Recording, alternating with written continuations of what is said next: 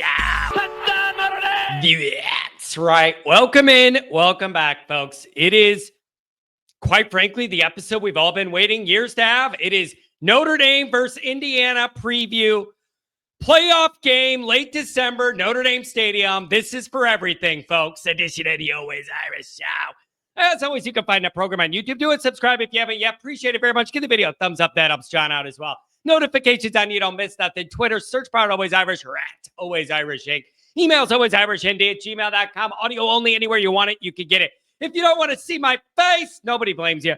Call in lines 312-900-8815. Dial it up. Tell Uncle Johnny all you've heard and seen. Update, schedule update. Thursday night, we're going live. I got to take your calls. You all know I'm going to be in South Bend Friday, not able to do the morning show. We're going to do a late call-in show Thursday night before game day. I got to hear from you guys before I take off for South Bend. Notre Dame Fighting Irish brought to you by Sports Illustrated. Read all about it, folks. Patreon.com/alwaysirish. Former captain, Heat leading tackler Mike Goolsby and myself breaking it all down. We got a bunch of people jump on for playoff time. Promo code NDCFP. Get 50% off as long as Notre Dame's in the playoffs. All right.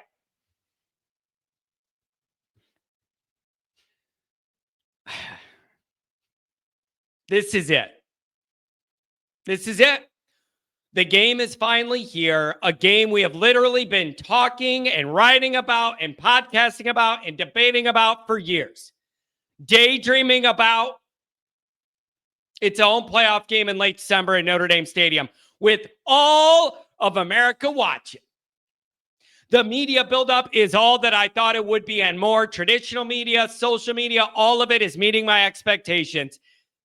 It's all great for the Notre Dame brand. That's why it's so critically important to be a part of this field as often as you can. It's great for the brand to get all this run while all the other schools are talking about what guy can we get in the portal, and I hope LSU can win the Texas Bowl, right? This is Notre Dame's next chance to start to change the narrative about the program. Don't tell me, oh, it's just Indiana if you win. This is a playoff game. It's a big deal, regardless of who the name is. And do I got to remind you, this ain't some run-of-the-mill Saturday night where there's 7 other games on at the same time. Everybody who likes football in America is watching this game. They're watching you. The SEC would say it just means more, because it does. The unique pressure on Notre Dame and Marcus Freeman in this moment could not be ratcheted up any higher.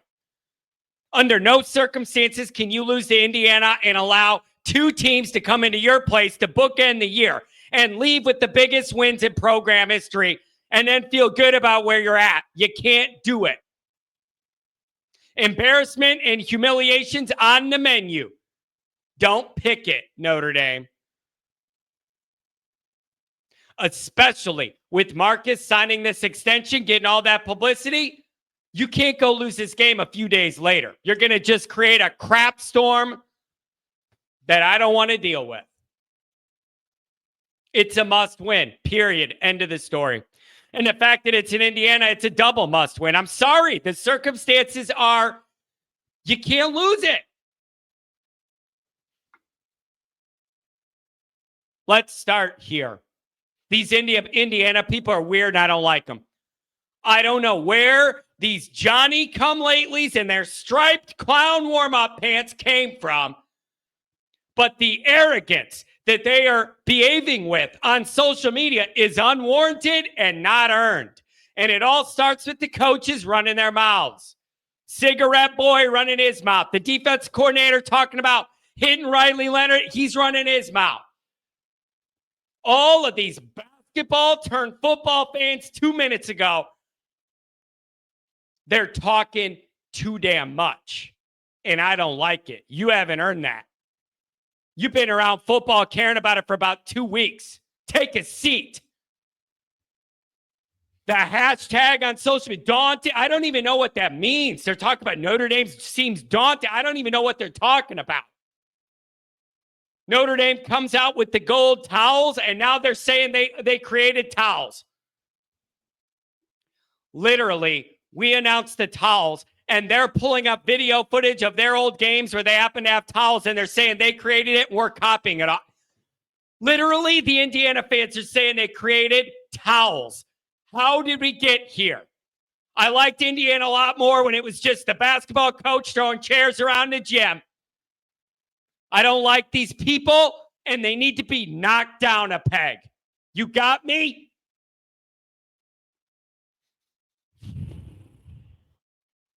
Johnny Boy's cranked up this week. This brings me to the jerseys. Here's the interesting thing. I have a lot of obligations the next couple days before I go to Notre Dame. I am recording this preview video Tuesday night. The rumor is black jerseys. We're getting black. I've been getting texts about it all day. Maybe that's already come out. We know what they look like. I'll do a video reacting to it, whatever. Maybe that's already happened. This better not be a case of look like Purdue, play like Purdue. Whatever this black looks like, it better not be that. And I'm telling you, I know it's the nature of social media, but there's way too many people talking about what color Notre Dame's jerseys are and not enough talk about winning both lines of scrimmage or running the ball on these people. Makes me, I don't love it. Make sure you're focused on the right things. So maybe the black jerseys have been released, come out, we react to whatever. It better not be look like Purdue, play like Purdue. And whatever you're doing with the jerseys, you better not mess with those gold helmets for this playoff game. You're asking for trouble. Rockne and Leahy and Era and that Golden Dome deserve better for you to get into this moment and come up with some Oregon weird helmet concept nobody's heard of. Whatever you're going to do with the jerseys, do it, but you better wear those gold helmets or you're asking for trouble. I'm telling you, it's karmic.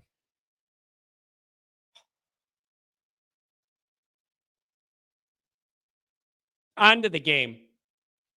Notre Dame needs to run the ball down their throats. That's who Notre Dame is. That's what Notre Dame wants to do. You got a three-headed monster. You got the three horsemen, the two backs and the quarterback. Indiana's number one in run defense. They have not played anybody nearly as effective or efficient as Notre Dame is at running the ball by nearly half the yardage per play. You're looking at Notre Dame in the 6s for run play, and all the teams are beating in the 3s somewhere. You better be able to move them up front and get these guys free and run the ball. Play physically, play clean, play crisp, play angry. Goolsby talked about Notre Dame's offense on the Patreon earlier this week. Do you try and run? Does Denbrock try and run through them? Run around them to the edges with some speed? Or maybe get Love more involved in the short passing game, get him out in space a little more? How aggressive does Denbrock want to be? How aggressive will Freeman let him be? Did they start the game seeing if they could just north-south run what they want to run and move Indiana and adjust if that doesn't work? It's going to be a long night if it doesn't work, by the way. That's Notre Dame's bread and butter.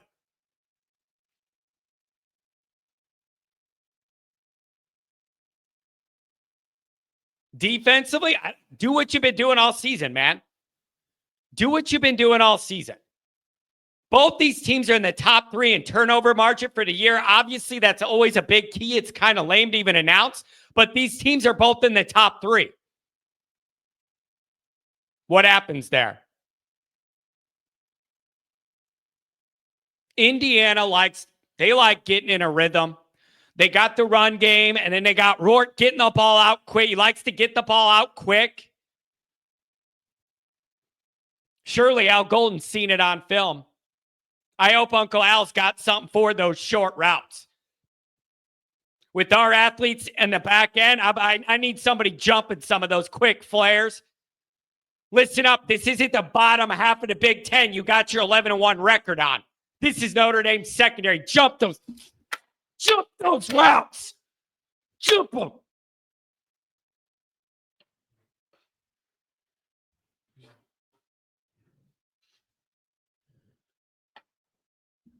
I need Uncle Al to have something cooked up for these guys.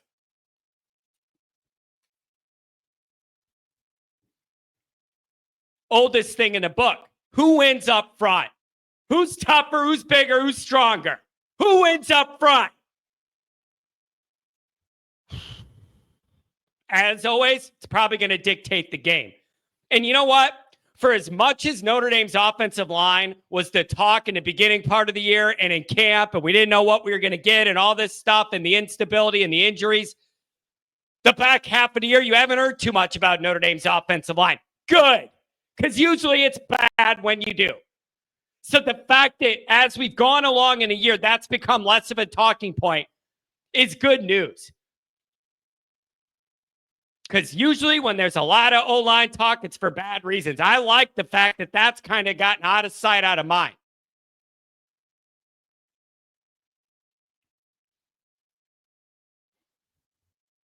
Notre Dame needs to show their level as a program is just further along than where Signetti is. Good run, like good schedule break, good run, good group of guys, really good year, whatever. But congratulations. But Notre Dame needs to show they're at a different maturity level as a program now. And you need to handle this moment. You need to handle this moment. But I'm telling you this right now. I am in a weird mood. Some of it is I'm sick. I don't feel well. Not a good week for that. But the gravity of this moment is hitting me. I'm always talking to Mike about being a vibes guy.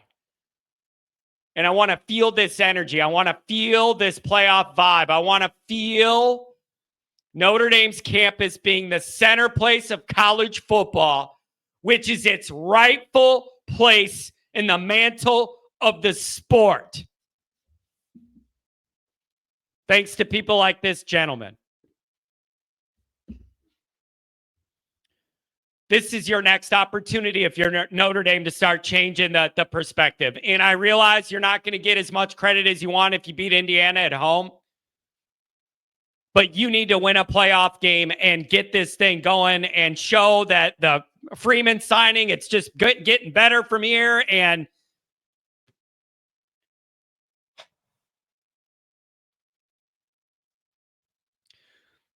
this is it, you guys. It doesn't get any... It just doesn't get any bigger than this. You got what you wanted, your home showcase. And it isn't some Saturday game squeezed between two other ones or whatever. Everyone in America that likes football is watching this game, and they're watching you. This is exactly what you want if you're a Notre Dame fan. Your team on the big stage. All that's left now is you got to deliver, man. You got to deliver. And I've been saying forever, I'm going to say it again. I've been saying which Notre Dame coach and group of players are going to be the ones that are different. Going to be the ones that break the mold, break the big post-game losing streak, everything like that. Like some special Notre Dame coach and group of players has got to bust through that scar tissue that has been literally 30 years in the making. This is the perfect opportunity to do that. At home, with your people, with your fans, a good matchup in the playoff. Everybody watching, this is a golden opportunity. So, this is a big one for the program. I got Notre Dame winning 28, 31-20, somewhere in there. 28, 31-20, something like that. Wouldn't be surprised if Indiana did some things on offense early and Notre Dame's defense does what it does and starts clamping down the further we go. That wouldn't surprise me. Wouldn't surprise me if this is one of those games where Notre Dame's run game's bottled up a lot of the time, but when something breaks, it breaks for 70 yards big. One of those maybe. Notre Dame finds a way because they have to, and then we worry about Georgia. Let me know what you think.